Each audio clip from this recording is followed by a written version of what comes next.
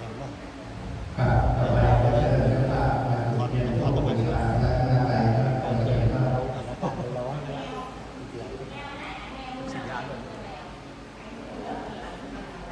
กลัวมันเหม็นได้เพราะจนอากาศร้อนนะมันเหมือนหน้าหนาวเดี๋ยวอาถรรพ์อะไรสู้ไฟไม่ได้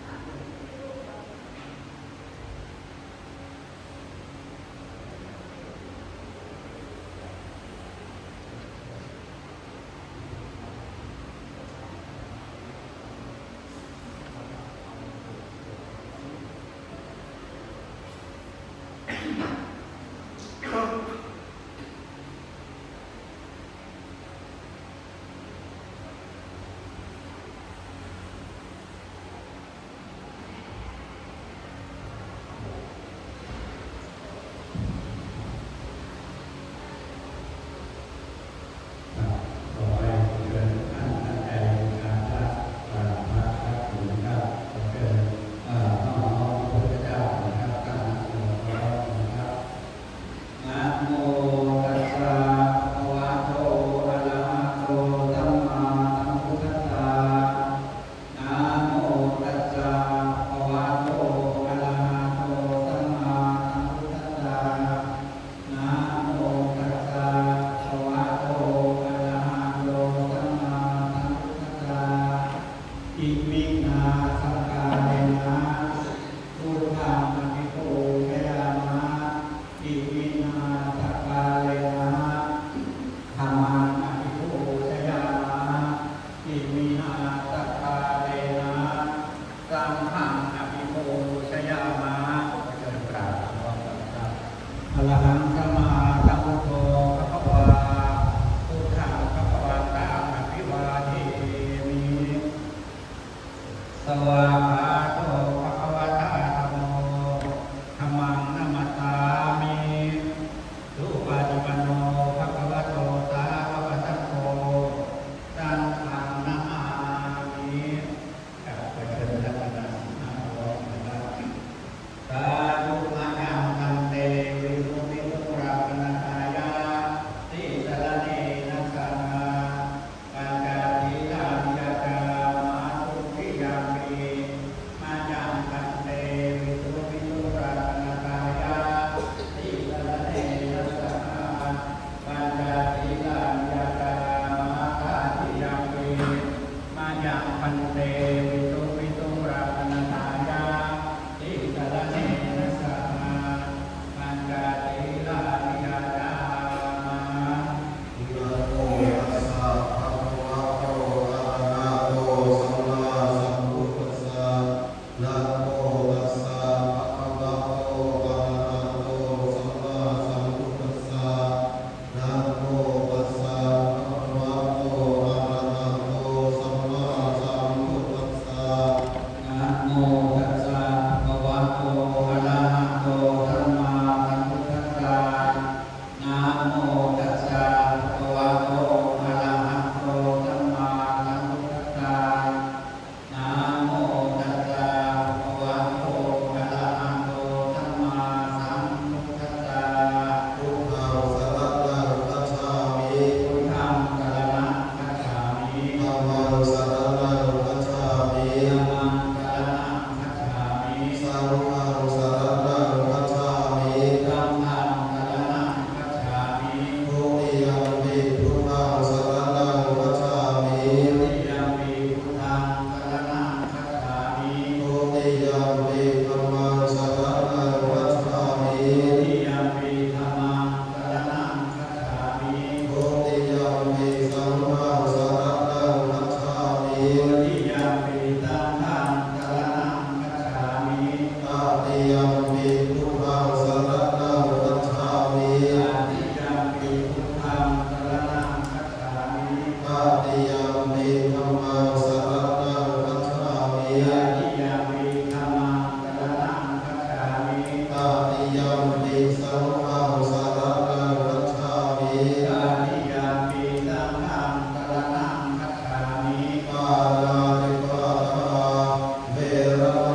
สิกขาปะทังสมาธิยามิ ปานาติปาตาเวรมณีสิกขาปะทังสมาธิยามิ อาทินนาทานาเวรมณีสิกขาปะทังสมาธิยามิ อาทินนาทานาเวรมณีสิกขาปะทังสมาธิยามิ กาเมสุมิจฉาจาราเวรมณีสิกขาปะทังสมาธิยามิ กาเมสุมิจฉาจาราเวรมณีสิกขาปะทังสมาธิยามิ มุสาวาทาเวรมณีสิกขาปะทังสมาธิยามิ มุขาวาทาเวรมณีสิกขาปะทังสมาธิยามิ สุราเมรยามัชฌัปมาทานาเวรมณีสิกขาปะทังสมาธิยามิ สุราเมรยมัชฌัปมาทานาเวรมณีสิกขาปะทังสมาธิยามิ อิมานิปัญจสิกขาปะทานิสีเลนะสุขติงยันเตสีเลนะโภคสัมปทาสีเลนะนิพติงยันเตตัสมาสีลังวิโสทัพเย ลาทุกธรรมาจโรวาธิปติตาปฏิกตังนรีนนิวรังอาญาจตานันติทัสสะตากรังชาติกาเอเลทุกธรรมังมนุกามิมังกระทำ นะโมตัสสะภะคะวะโตอะระหะโตสัมมาสัมพุทธัสสะนะโมตัสสะภะคะวะโตอะระหะโตสัมมาสัมพุทธัสสะนะโมตัสสะภะคะวะโตอะระหะโตสัมมาสัมพุทธัสสะ กุศลธรรมะอกุศลธรรมะอัตถยากตะธรรมะสุขายเวทนายสัมปยุตตะธรรมะทุกขายเวทนายสัมปยุตตะธรรมะอทุกขังสุขายเวทนายสัมปยุตตะ ธรรมะวิปากะธรรมะวิปากะธรรมะธรรมะเลววิปากะนวิปากะธรรมะธรรมะอุปาทินนุปาทานิยาธรรมะอนุปาทินนุปาทานิยาธรรมะอนุปาทินนานุปาทานิยา ธัมมังสังกิเลสสังกิเลสิกขาธัมมังสังกิเลสสังกิเลสิกขาธัมมังสังกิเลสสังกิเลสิกขาธัมมังสวิตากสวิจาระธัมมังอวิตากวิจารมัตตาธัมมังอวิตา ภาวิจาราธัมมาเวติสหกตาธัมมาสุขสหกตาธัมมาอุเบกขาสหกตาธัมมาภาสันเนนะมหาตาภาธัมมาภาวะ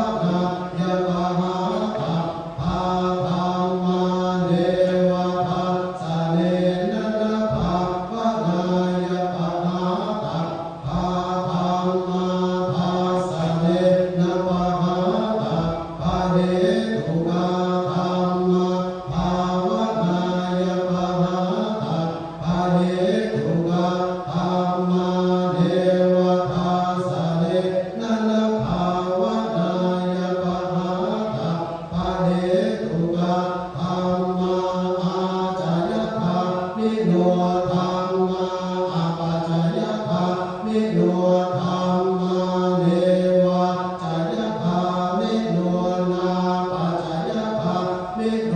ธรรมาเสภาธรรมา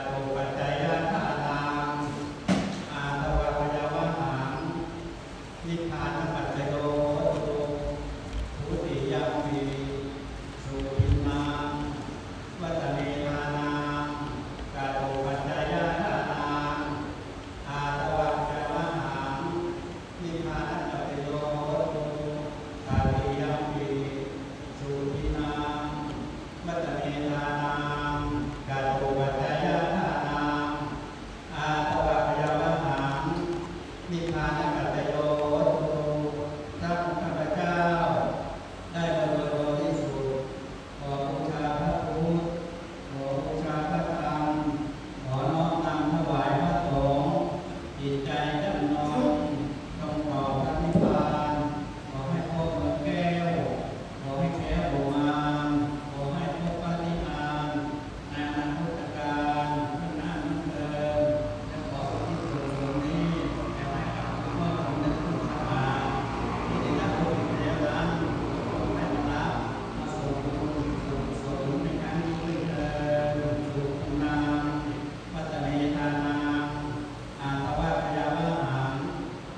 นัตตโย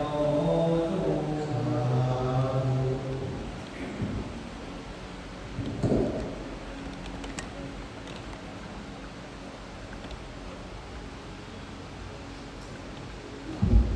ครับขอเชิญญาติพี่น้องลูกหลานนะครับขอเชิญรับภูมิญาณนะครับขอเชิญมาถวายปัจจัยในนามพระพุทธเจ้านะครับเป็นแปดท่านกันนะครับขอเชิญครับ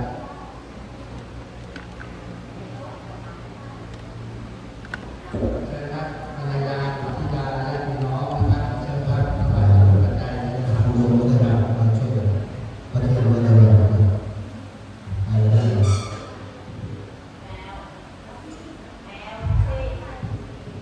ลุกขึ้นมาเลยลุกขึ้นมาเลยนะแต่ท่านมีการที่ต้องการ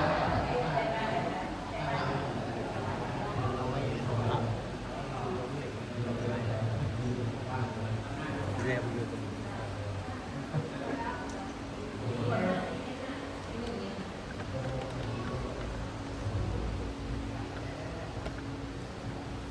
ทางพระพุทธเจ้า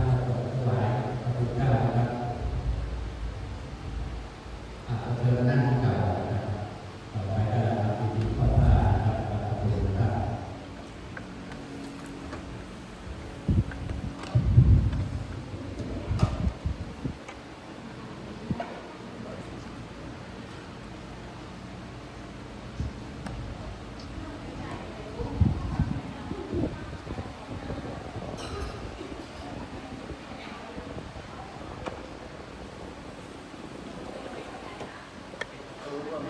ไม่ผิวเอาลมแรงกัน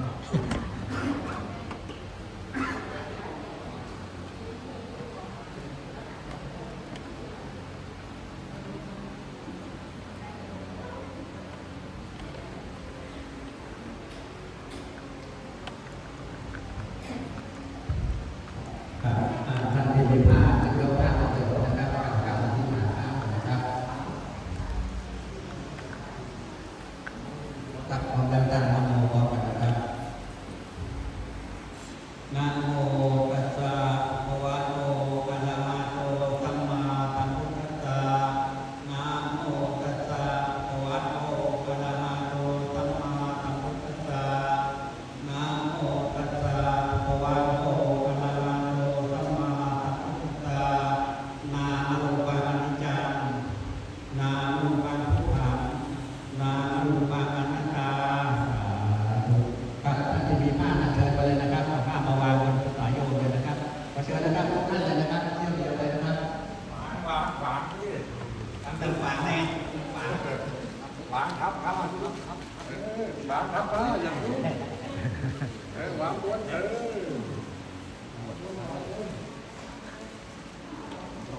เอาวางผ้าแล้วก็กลับมานั่งที่เก่านะครับกลับมานั่งที่เก่าเลยนะครับ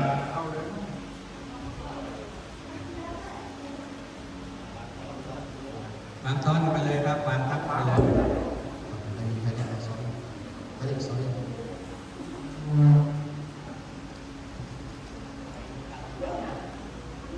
แนนไปนั่งที่เก่าเลยแนน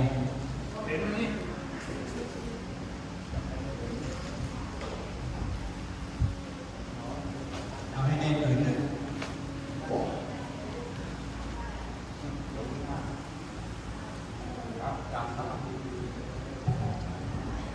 อานิจจาวะ